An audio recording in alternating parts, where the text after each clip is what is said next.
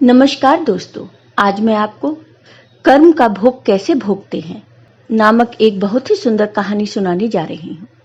एक समय की बात है, किसी गांव में एक पति पत्नी रहते थे। पति पत्नी जंगल से अपने घर की तरफ जा रहे थे। चलते चलते उन्होंने एक पेड़ के नीचे विश्राम करने के सोचा। पति अपनी पत्नी की गोद में अपना सर रखकर वहीं सो गया। तभी वहां पर एक योद्धा आया। योद्धा भी विश्राम करने के लिए पास वाले पेड़ के नीचे बैठ गया। पत्नी उस योद्धा से कहती है कि मैंने कभी अपने जीवन में तलवार नहीं देखी, क्या आप मुझे कुछ समय के लिए अपनी तलवार देखने का मौका देंगे? योद्धा को उस औरत की बातों पर विश्वास हो गया और योद्धा ने अपनी तलवार उस औरत को देखने के लिए दे दी। औरत तलवार पकड़ते ही अपने पति का गला काट देती है और तलवार योद्धा की तरफ फेंक देती है और खुद नगर की तरफ भागते हुए कहती है, इस योद्धा ने मेरे पति को मार डाला। यह बात राजा तक पहुंचती है। राजा ने उस औरत की बात को सुना और योद्धा को दोषी ठहराया।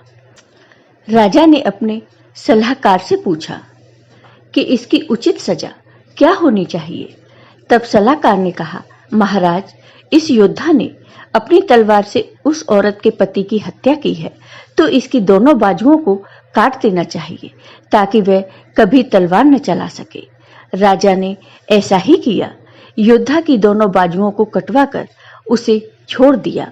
जब योद्धा की बाजू काट दी गई तो वह उस पीड़ा और अपमान को सहन नहीं कर पाता और पहाड़ी से कूदकर आत्महत्या करने की सोचता है। लेकिन रास्ते में उसे एक साधु रोक लेते हैं।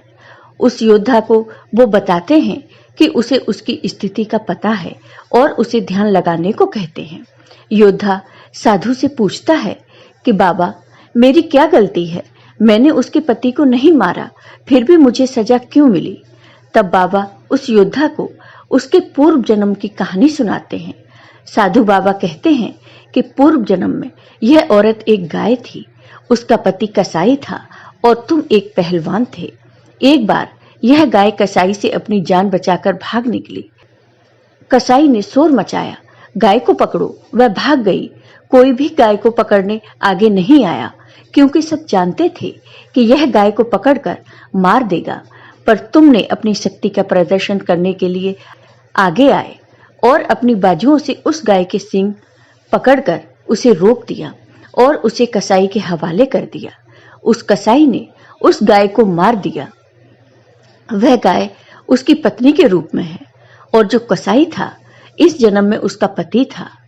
वह गाय उससे अपना बदला लेने आई थी और तुमने उस गाय को अपनी बाजुओं से पकड़ा था, इसलिए उसने तुम्हारी बाजुएं कटवा दी। तुम्हें अपने पिछले जन्म के कर्मों की सजा इस जन्म में भोगनी पड़ रही है। इसलिए कहते हैं कि कर्म फल भोगना ही पड़ता है, इस जन्म में नहीं तो अगले जन्म में। हमें सदा अच्छे कर्म करने चाहिए। तो दोस्तों, कैसी लगी आपको ये कहानी?